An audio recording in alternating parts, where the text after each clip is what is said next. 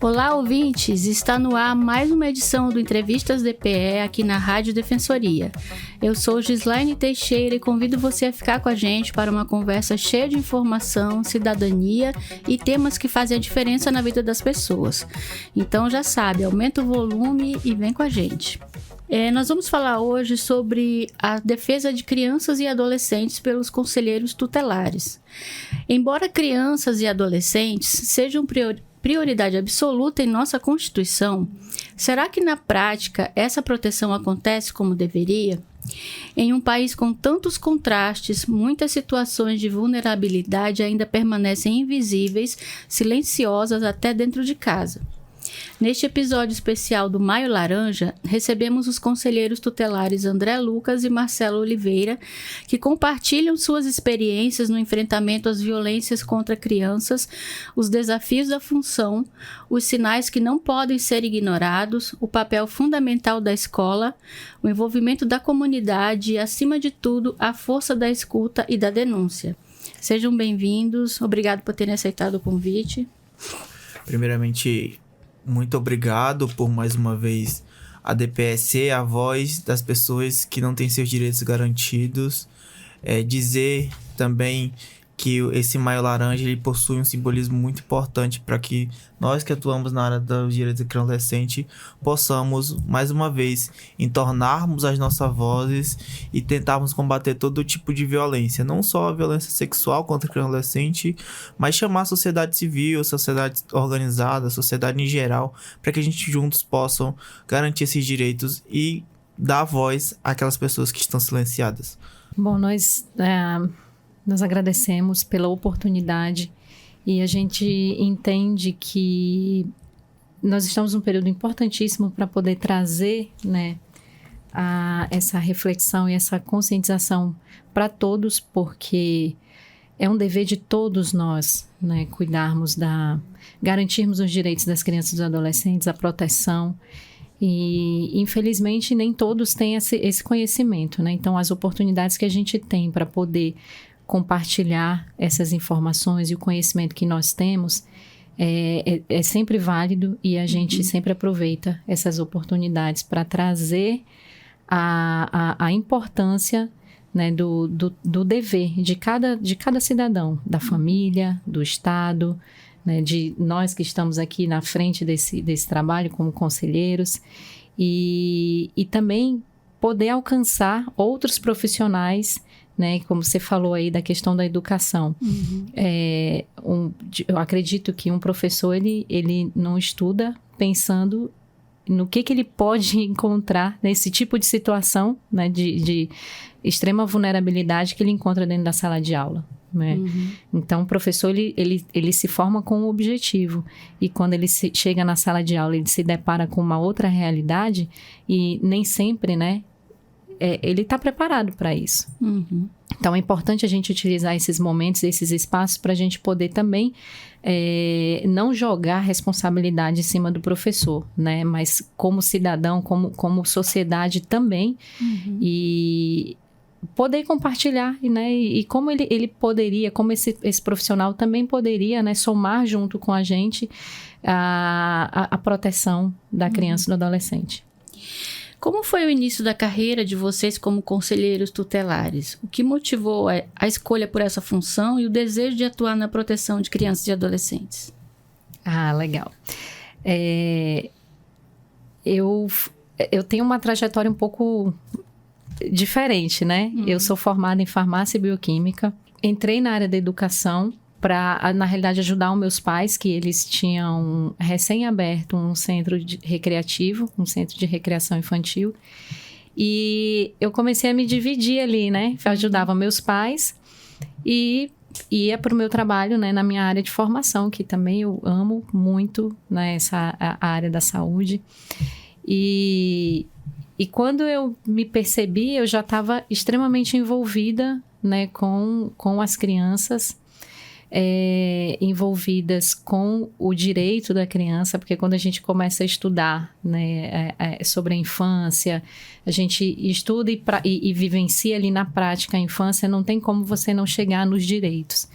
E aí, quando a gente vai entendendo realmente dos direitos, você começa a observar que muitas vezes, por falta de conhecimento, nós mesmos, adultos, nós violamos os direitos das crianças sem perceber. Uhum. E isso me chamou muita atenção. Então, surgiu essa oportunidade do Conselho Tutelar. Confesso que a gente imagina um pouco diferente do que se é, né? A gente dá até aquela sensação de você é o super-herói, né? Você vai chegar lá e vai resolver tudo e tal, né? Sendo que são muitas mãos, né? São muitas mãos porque envolve toda a sociedade, não é só o Conselho Tutelar, mas envolve a família, a sociedade, os órgãos públicos. Então, realmente é uma rede que ela precisa estar muito bem alinhada e com os propósitos muito bem alinhados, ajustados, para que a gente tenha êxito no trabalho, né? Então, a partir do momento que eu entendi que existe uma grande possibilidade de nós violarmos os direitos das crianças no nosso dia a dia, isso é uma coisa completamente natural e inconsciente. Então, quando a gente começa a entender da lei, né, e viver isso na prática, a gente precisa... Eu tô falando o que aconteceu comigo. Eu parei e pensei, puxa vida, outras pessoas precisam saber disso, né? Outros profissionais precisam saber disso.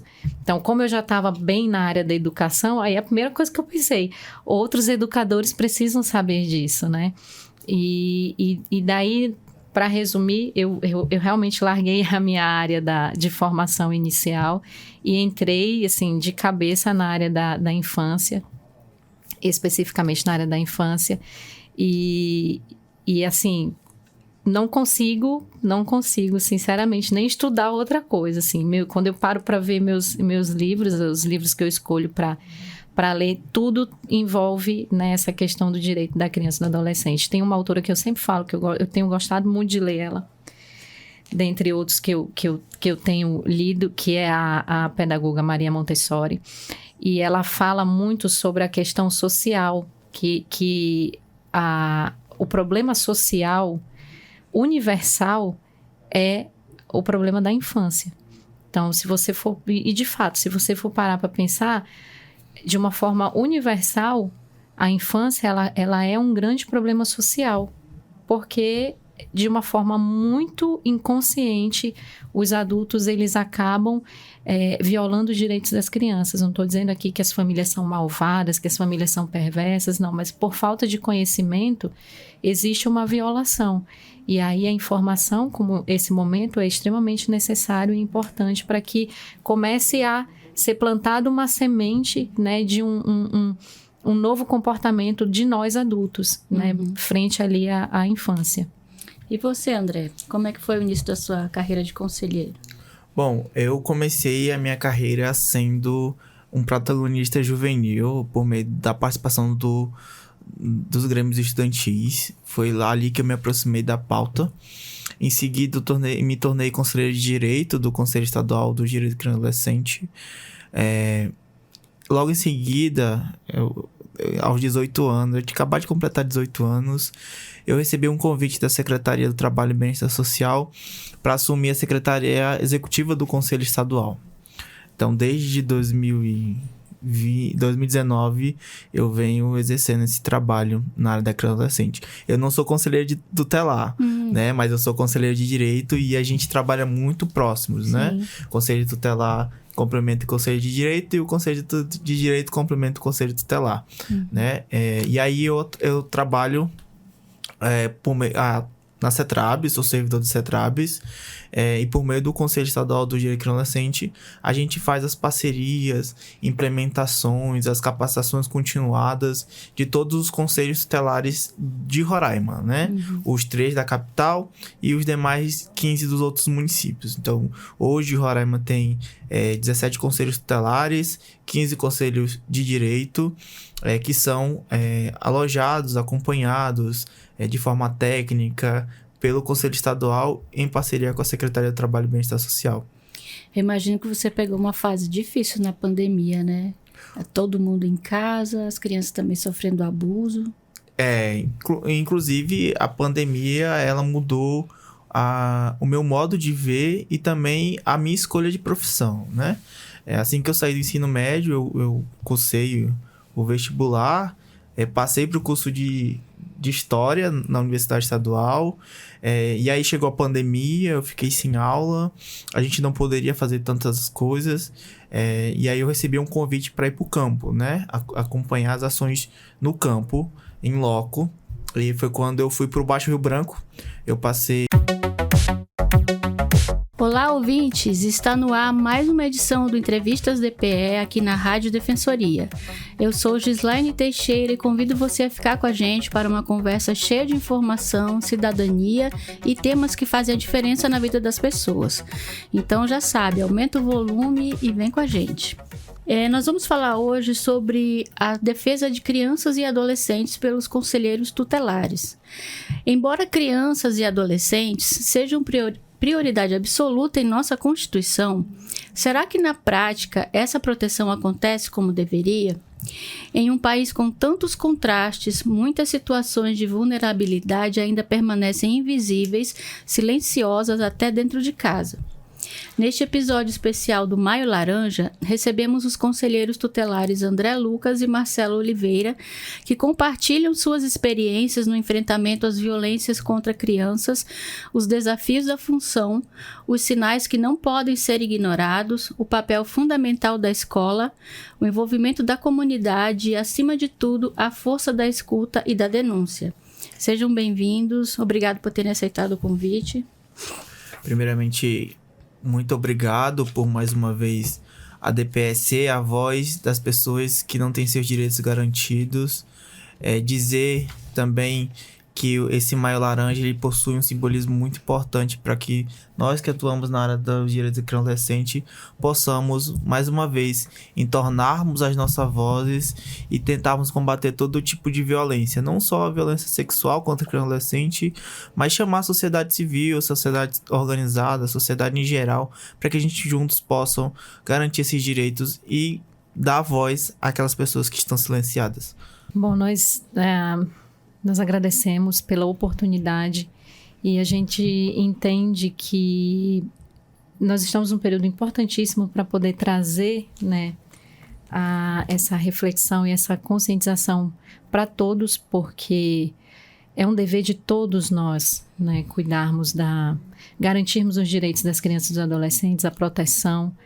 E, infelizmente, nem todos têm esse conhecimento, né? Então, as oportunidades que a gente tem para poder compartilhar essas informações e o conhecimento que nós temos é sempre válido e a gente sempre aproveita essas oportunidades para trazer a importância, né, do dever de cada cidadão, da família, do Estado, né, de nós que estamos aqui na frente desse trabalho como conselheiros e também poder alcançar outros profissionais, né, como você falou aí da questão da educação. Eu acredito que um professor ele não estuda pensando no que ele pode encontrar nesse tipo de situação, né, de extrema vulnerabilidade que ele encontra dentro da sala de aula. Né? Então, o professor ele se forma com um objetivo e quando ele chega na sala de aula ele se depara com uma outra realidade e nem sempre, né, ele está preparado para isso. Então, é importante a gente utilizar esses momentos, esses espaços para a gente poder também não jogar responsabilidade em cima do professor, né, mas como cidadão, como sociedade também e poder compartilhar, né, e como ele poderia, como esse profissional também poderia, né, somar junto com a gente a proteção da criança e do adolescente. Como foi o início da carreira de vocês como conselheiros tutelares? O que motivou a escolha por essa função e o desejo de atuar na proteção de crianças e adolescentes? Legal. Eu tenho uma trajetória um pouco diferente, né? Eu sou formada em farmácia e bioquímica. Entrei na área da educação para, na realidade, ajudar os meus pais, que eles tinham recém-aberto um centro recreativo, um centro de recreação infantil. E eu comecei a me dividir ali, né? Eu ajudava meus pais e ia para o meu trabalho, né? Na minha área de formação, que também eu amo muito, né? A área da saúde. E quando eu me percebi, eu já estava extremamente envolvida, né? Com as crianças, envolvidas com o direito da criança, porque quando a gente começa a estudar, né, sobre a infância, a gente estuda e vivencia ali na prática a infância, não tem como você não chegar nos direitos. E aí, quando a gente vai entendendo realmente dos direitos, você começa a observar que muitas vezes, por falta de conhecimento, nós mesmos, adultos, nós violamos os direitos das crianças sem perceber. Uhum. E isso me chamou muito a atenção. Então, surgiu essa oportunidade do Conselho Tutelar. Confesso que a gente imagina um pouco diferente do que se é, né? A gente dá até aquela sensação de que você é o super-herói, né? Você vai chegar lá e vai resolver tudo e tal, né? Sendo que são muitas mãos, né? São muitas mãos porque envolve toda a sociedade, não é só o Conselho Tutelar, mas envolve a família, a sociedade, os órgãos públicos. Então, realmente é uma rede que ela precisa estar muito bem alinhada e com os propósitos muito bem alinhados, ajustados, para que a gente tenha êxito no trabalho, né? Então, a partir do momento que eu entendi que existe uma grande possibilidade de nós violarmos os direitos das crianças no nosso dia a dia, isso é uma coisa completamente natural e inconsciente. Então, quando a gente começa a entender da lei, né, e viver isso na prática, a gente precisa... Eu tô falando o que aconteceu comigo. Eu parei e pensei, puxa vida, outras pessoas precisam saber disso, né? Outros profissionais precisam saber disso. Então, como eu já estava bem na área da educação, aí a primeira coisa que eu pensei, outros educadores precisam saber disso, né? E daí, para resumir, eu realmente larguei a minha área de formação inicial e entrei, assim, de cabeça na área da infância, especificamente na área da infância. E assim, não consigo, sinceramente, nem estudar outra coisa, assim. Quando eu paro para ver meus livros, os livros que eu escolho para ler, tudo envolve nessa questão do direito da criança e do adolescente. Tem uma autora que eu sempre falo, que eu tenho gostado muito de ler ela, dentre outros que eu tenho lido, que é a pedagoga Maria Montessori, e ela fala muito sobre a questão social, que o problema social universal é o problema da infância. Então, se você for... E, de fato, se você for parar para pensar, de uma forma universal, a infância, ela é um grande problema social. Porque, de uma forma muito inconsciente, os adultos, eles acabam violando os direitos das crianças. Não estou dizendo aqui que as famílias são malvadas, que as famílias são perversas, não. Mas, por falta de conhecimento, existe uma violação. E aí a informação, como esse momento, é extremamente necessário e importante para que comece a ser plantada uma semente, né, de um novo comportamento de nós adultos, né, frente ali à infância. E você, André, como é que foi o início da sua carreira de conselheiro? Bom, eu comecei a minha carreira sendo um protagonista juvenil por meio da participação dos grêmios estudantis. Foi lá ali que eu me aproximei da pauta. Em seguida, me tornei conselheiro de Direito do Conselho Estadual do Direito de Criança e Adolescente. Logo em seguida, aos 18 anos, eu tinha acabado de completar 18 anos, eu recebi um convite da Secretaria do Trabalho e Bem-Estar Social para assumir a Secretaria Executiva do Conselho Estadual. Então, desde 2019, eu venho exercendo esse trabalho na área da criança e adolescente. Eu não sou conselheiro de tutelar, né? Mas eu sou conselheiro de direito e a gente trabalha muito próximos, né? Conselho tutelar complementa o conselho de direito e o conselho de direito complementa o conselho tutelar, né? E aí eu trabalho na CETRAB, sou servidor do CETRABs, e por meio do Conselho Estadual do Direito Adolescente, a gente faz as parcerias, implementações, as capacitações continuadas de todos os conselhos tutelares de Roraima, né? Os 3 da capital e os demais 15 dos outros municípios. Então, hoje Roraima tem 17 conselhos tutelares, 15 conselhos de direito, que são alojados, acompanhados de forma técnica pelo Conselho Estadual em parceria com a Secretaria do Trabalho e Bem-Estar Social. Eu imagino que você pegou uma fase difícil na pandemia, né? Todo mundo em casa, as crianças também sofrendo abuso. Inclusive a pandemia, ela mudou o meu modo de ver e também a minha escolha de profissão, né? Assim que eu saí do ensino médio, eu cursei o vestibular, passei para o curso de História na Universidade Estadual, e aí chegou a pandemia, eu fiquei sem aula, a gente não poderia fazer tantas coisas, e aí eu recebi um convite para ir para o campo, né? Acompanhar as ações no campo, em loco, e foi quando eu fui para o Baixo Rio Branco.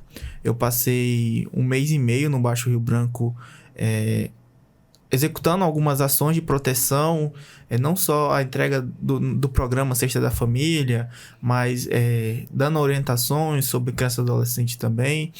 E aí, quando eu voltei do Baixo Rio Branco, eu decidi que iria parar o curso de História e iria iniciar o curso de Serviço Social.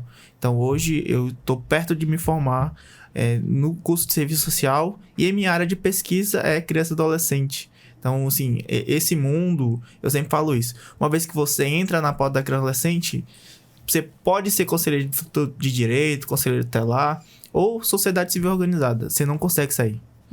Então, assim, é uma coisa que você leva pro resto da sua vida. E o que a população geralmente não entende sobre o papel do conselho tutelar e que vocês gostariam de esclarecer? Ótima pergunta. Muita coisa. A gente, eu gosto de explicar da seguinte forma. O Conselho Tutelar, ele existe para garantir que o direito aconteça. Isso não quer dizer que o Conselho Tutelar execute o direito. A gente tem quem primeiro para executar? Quem é aquele que executa? É aquele que faz o direito acontecer. Primeiro de tudo, a família. É onde está ali é a base da criança e do adolescente. Então, ali, a família é aquele que executa o direito da criança e do adolescente em primeiro lugar. Porque ela está a maior parte do tempo, ela nasceu naquele ambiente, desde bebê ela é cuidada, né, pelos pais. Então, é a família que executa, é a família que é a mãe que amamenta, é o pai que busca ali o sustento da família. Então, quem executa inicialmente ali é a família. Depois vem saúde, educação e a sociedade. Então, são todos que executam. A criança precisa ir para a escola, quem vai executar? Não é o Conselho Tutelar que vai lá e vai dar aula para a criança. É a educação. A escola vai lá e vai dar aula para a criança. Então, é importante a gente entender.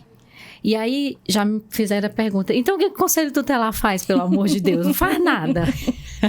Então, qual é o objetivo do Conselho Tutelar? O Conselho Tutelar, ele existe para quê? Para zelar pelo cumprimento do direito. É um fiscal, ou seja, né? A gente zela para que aquele que tem que cumprir, cumpra. No melhor dos mundos, seria nem precisar existir o Conselho Tutelar. Esse seria o melhor dos mundos. Por quê? Significa que todos que têm que executar estão executando perfeitamente seu papel. Saúde, educação, família, a sociedade, está todo mundo fazendo seu papel. Né? Está todo mundo executando. Como isso não é possível, existe o Conselho Tutelar. Então, o Conselho Tutelar, ele zela para quê? Para que aquele que tem que cumprir, ele venha cumprir. Aquele que tem que executar, ele venha executar.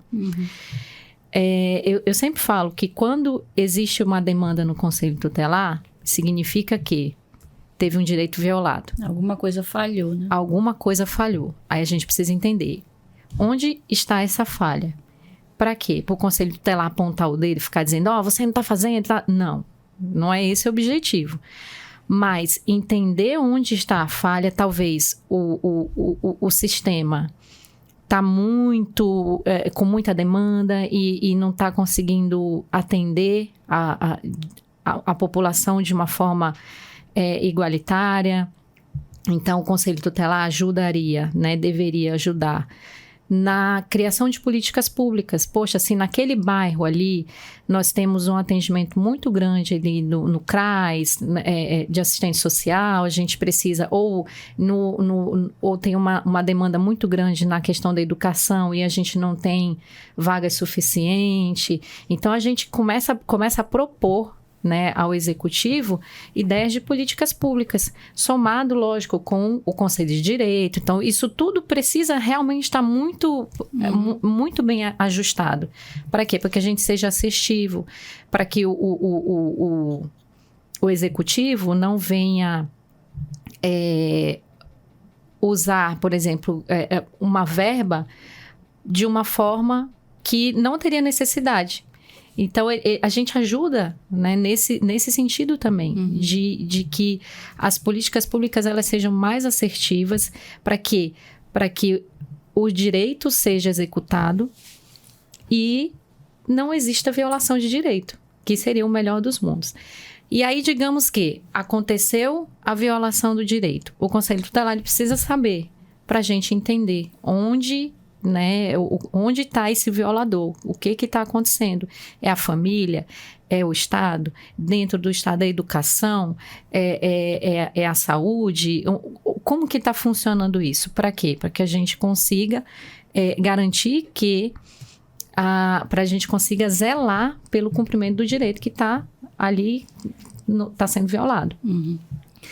E aí, às vezes, as pessoas pensam, né? Até uma vez eu encontrei uma delegada e ela chegou para mim e falou assim: Marcela, é muito importante o conselho não se expor, porque a gente acaba se envolvendo em situações que, de certa forma, envolvem crimes. Então, ela falou, esse é o papel da polícia. Então, você não se preocupa com isso, só comunica que o resto é com a gente. Então, a rede, ela precisa estar muito bem alinhada, muito bem ajustada, até mesmo para que a gente não confunda, né, as funções de cada órgão. É por isso que o papel do Conselho Tutelar, quando ele foi previsto no Estatuto da Criança e Adolescente, que ele deveria ser um cidadão da população geral, eleito por meio de processo de escolha, né? Para que ele possa estar lá na ponta, para que ele possa estar lá no território e trazer para o poder público as demandas oriundas da população em geral. Né? Esse é um dos principais. Hoje, a gente também tem muita dificuldade com aquelas questões de o meu filho não está se comportando, então eu vou entregar ele para o Conselho Tutelar. É uma fala muito comum no dia a dia. Fugindo da responsabilidade. Quando o Conselho Tutelar não é bicho-papão também, né? Porque a pessoa já chega e fala, vou chamar o Conselho Tutelar. Eu imagino que eu sou um monstro, que eu vou chegar lá, vou te assustar. E aí, esse é uma das nossas maiores dificuldades, né? Acabar com esse senso comum de como que a gente tem o dever de a responsabilidade de dizer pro pai como ele tem que criar os filhos, né?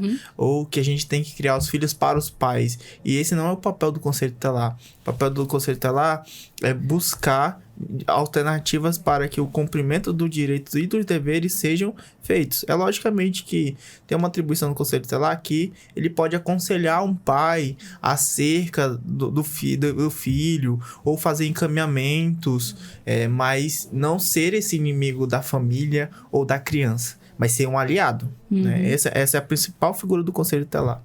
Certo. E como o Conselho Tutelar atua a partir do momento em que recebe uma denúncia de abuso ou exploração? Bom, chegando o comunicado, esse comunicado ele é passado para o conselheiro e o conselheiro ele vai, dependendo da situação, né, porque são demandas de formas diversas, ou vinda da escola, ou vinda do presencialmente, ou vinda de uma forma anônima, imediatamente a gente, dependendo da situação, né, a gente já vai de imediato no local junto com a polícia. de todo modo, a polícia ela é acionada, independente de qualquer coisa, se é para ir na hora ali em loco, ou se é uma demanda que, em tal época aconteceu isso, e a pessoa resolveu falar agora. Então, seja uma coisa mais meio flagrante, ou seja, antigo, um caso antigo, a polícia ela é acionada para o processo de investigação. Paralelo a isso, o conselho ele pode solicitar do juiz o afastamento do agressor de próximo da vítima, já para garantir essa como uma medida protetiva para aquela vítima. E outras questões que são já de encaminhamentos que a gente faz, são encaminhamentos específicos para que a vítima seja atendida, que é um atendimento muito especializado. Então, isso envolve a saúde, assistência social, a questão psicológica. Então, ela é encaminhada também para que ela tenha esses atendimentos muito específicos para tentar amenizar, né, toda a dor que a situação ela causa. E, paralelo a isso, outros órgãos vão estar fazendo seus trabalhos, né? Então, a polícia vai estar lá fazendo o trabalho dela, o juiz vai estar certamente fazendo o que precisa ser feito.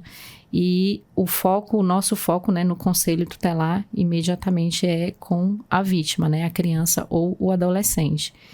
E os demais encaminhamentos, cada órgão vai cumprindo seu papel ali para que o suposto violador, ele tenha lá suas penalidades, né? Então aí já são outros órgãos que são envolvidos.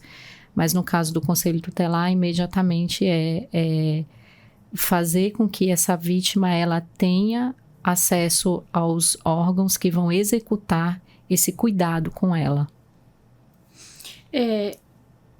Após a denúncia, né? Que tipo de apoio o conselho tutelar oferece às famílias e às vítimas? Perfeito. E aí, complementando a fala da conselheira, ela falou dos encaminhamentos especiais que podem ser feitos pelos conselhos tutelares, né? E aí, os encaminhamentos especiais, o conselho tutelar ele não é um órgão executivo, ele não executa, ele encaminha, né? Onde ele pode solicitar apoio do poder público e dos serviços públicos para execução da garantia do direito daquela criança, né? Por exemplo, um abuso, uma violência sexual. Então, se encaminha a denúncia de fato para o Ministério Público e também se pede atendimento psicossocial para a família e para a criança, porque muitas vezes não é só a criança que tem seu direito violado, né? Mas aquele lá está totalmente desestruturado. Falta de vaga escolar, né? Faz uma requisição de serviço público para a rede pública de educação, para garantir que aquela criança tenha um acesso escolar. A Defensoria também atua nisso. Isso, a Defensoria também atua nisso, né? Nessa garantia dos direitos da criança e adolescente, principalmente no que se tange vagas escolares para crianças... Falta de cuidador. Para crianças e adolescentes portadores de deficiência, né? E aí é mais por meio dessa ação mesmo de fazer essa requisição de serviços públicos, né? O que a gente ainda faz, né? Porque tem uma questão muito interessante, porque o conselheiro ele não é um técnico. Então, por exemplo, não é um assistente social, não é um psicólogo, que são realmente os técnicos que essa pessoa precisa naquele momento. Que às vezes a gente até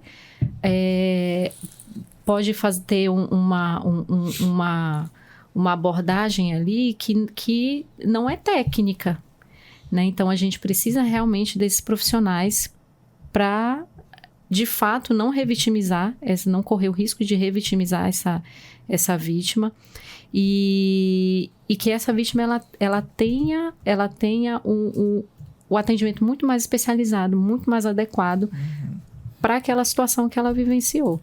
Então, no máximo ainda que a gente ainda faz, né, essa questão de levar a vítima de um órgão para outro, né? Então, por exemplo, aconteceu a violação do direito e aí essa vítima ela precisa ir no hospital para passar pelos exames que são necessários, às vezes tomar uma medicação, né, que ela passa por uma avaliação médica. Então, a gente, nesse traslado, né, a gente leva a vítima até o local para que ela tenha o atendimento médico. Tem situações que a gente leva ao IML. Então, essa movimentação, muitas das vezes a gente está ali, né, como suporte. E ainda assim a gente entende que existe uma necessidade de um técnico mesmo para acompanhar, né, junto todo esse percurso, todo esse trajeto, né? Porque pode ser que no momento do percurso a vítima, ela desabafe, ela tenha uma crise. Então, a gente precisaria de um técnico, de fato, né? Então, tem outros projetos também, né, que a gente tem acompanhado em algumas reuniões, que exatamente para a gente melhorar esse atendimento. A ideia é que nem existisse, né, esse atendimento, mas para que a gente consiga melhorar esse atendimento, a criação do centro de atendimento integrado, que isso a gente sabe hoje que está em andamento, e a gente acredita que vai ser muito benéfico, né, tanto para a vítima quanto para a família da vítima que está ali, que também participa, né, de toda essa movimentação. O conselho, ele é ligado à prefeitura, né, aos municípios. Ele é um órgão municipal? Isso, ele é um órgão municipal, né, que executa a política pública municipal. E aí, ele também é ligado muito à sociedade civil organizada por meio das suas ações, né? Lembrando que, quando a gente fala de conselho tutelar, a gente está falando de todo um trabalho articulado que a gente chama de intersetorialidade, né? Então, o conselho tutelar, ele é apenas um nozinho de uma grande rede, né? Então, assim, todos os trabalhos que são executados por eles passam por uma articulação da sociedade civil organizada, os conselhos de direito, a DPE, as delegacias especializadas, as guardas municipais. Então, são atores que muitas vezes eles não aparecem, mas eles estão ali presentes, né? Nesse papel de garantir o direito da criança e adolescente. Eu acho que é muito importante também complementar a conselheira, né, quando se perguntou sobre como que chega essas demandas, né?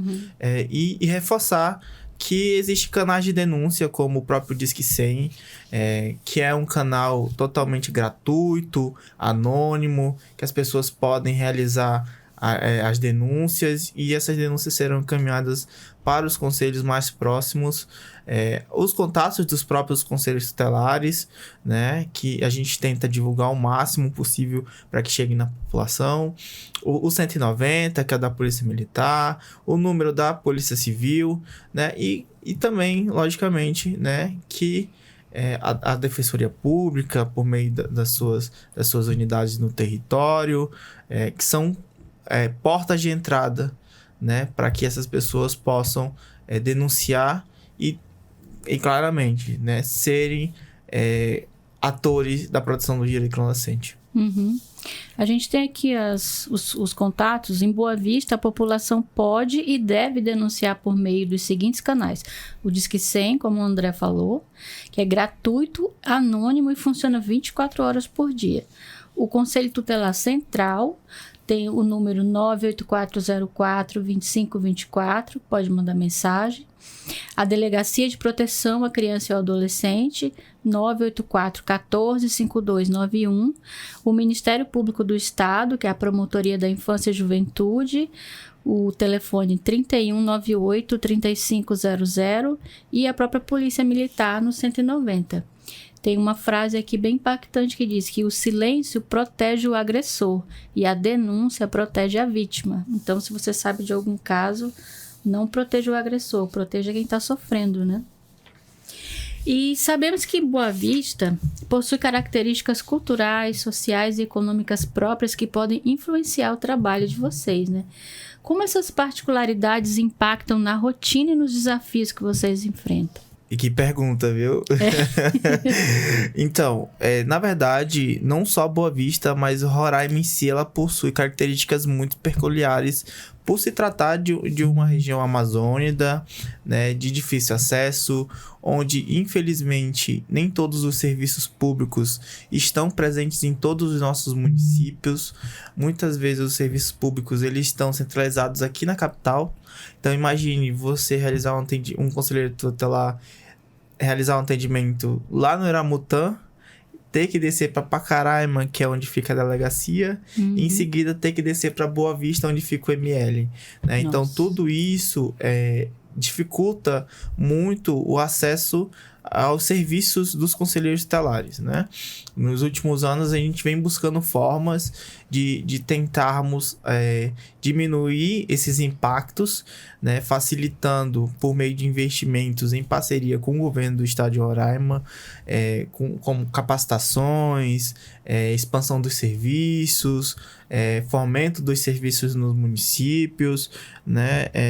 A gente destinou agora aos conselhos tutelares caminhonetes traçadas, que elas possam adentrar as nossas RR, que em sua maioria são RRs de barro, de pissarra, né? E que eles possam fornecer esse suporte à vítima, né? As vítimas e testemunhas, né? Então, hoje, um dos maiores entraves que a gente tem na atenção dos conselhos tutelares é a falta dos serviços descentralizados, né? Que isso vem de muito tempo. Então, é uma coisa que toda vez que a gente se reúne com o poder público, legislativo, judiciário, a gente sempre cobra que os serviços sejam expandidos, né? E hoje a gente vê um dos nossas maiores solicitações que, por exemplo, o sul do estado tivesse seu próprio ML.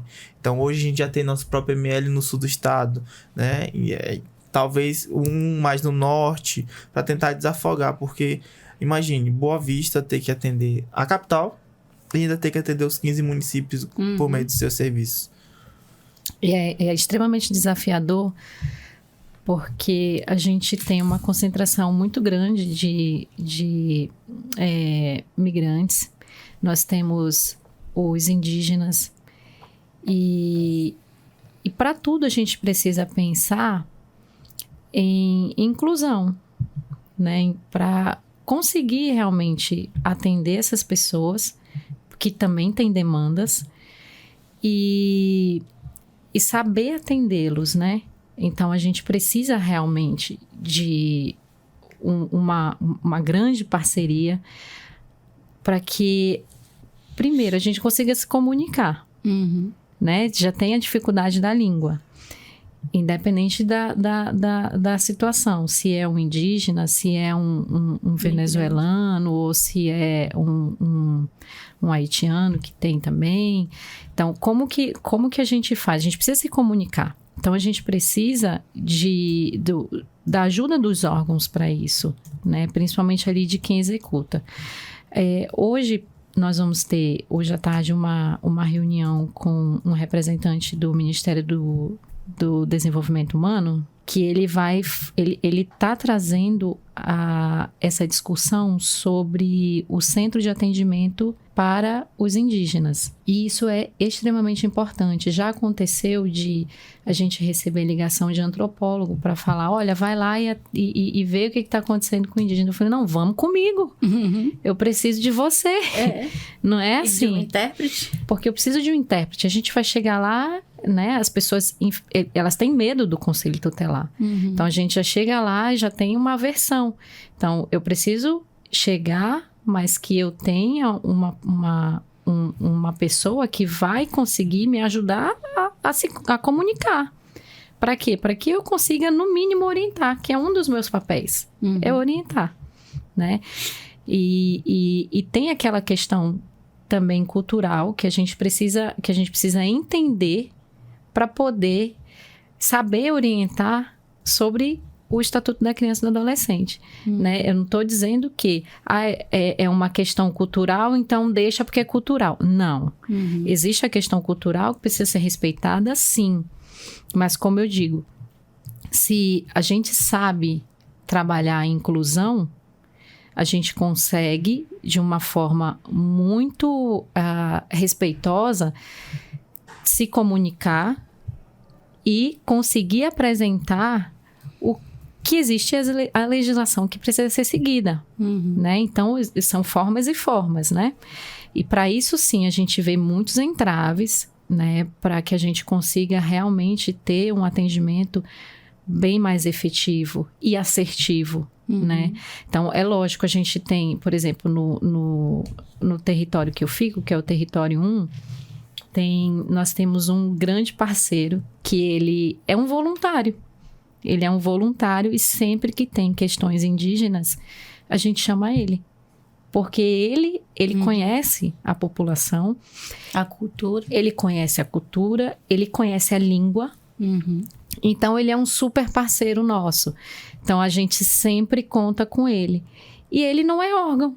Não é nenhum órgão. Quando a gente vai realmente buscar, a gente tem muita dificuldade, porque geralmente os intérpretes não estão na cidade, eles estão ou fazendo, acompanhando algum paciente numa viagem de saúde, alguma coisa nesse sentido. Então, a gente tem muita dificuldade de encontrar. E aí, a gente conta com esses parceiros da sociedade que nos auxiliam e muito nessas questões.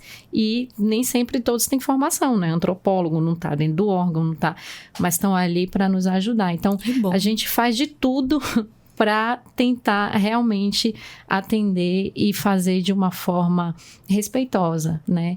Até que a gente espere, né? A gente acredita e tem muita fé de que vai ter um momento que essas pessoas elas vão ter realmente um apoio muito mais técnico, né, nesse sentido, porque da mesma forma que um não indígena e um brasileiro, ele tem acesso a esses técnicos, né, os indígenas também deverão ter, né, os estrangeiros também deverão ter. E assim a gente luta para que essa política pública ela realmente aconteça no nosso dia a dia. Então, a gente, de fato, acaba executando algumas coisas que, como conselho tutelar, que não deveria, né? Mas a gente também não gostaria de deixar de atender, né? Então, a gente acredita que hoje, né,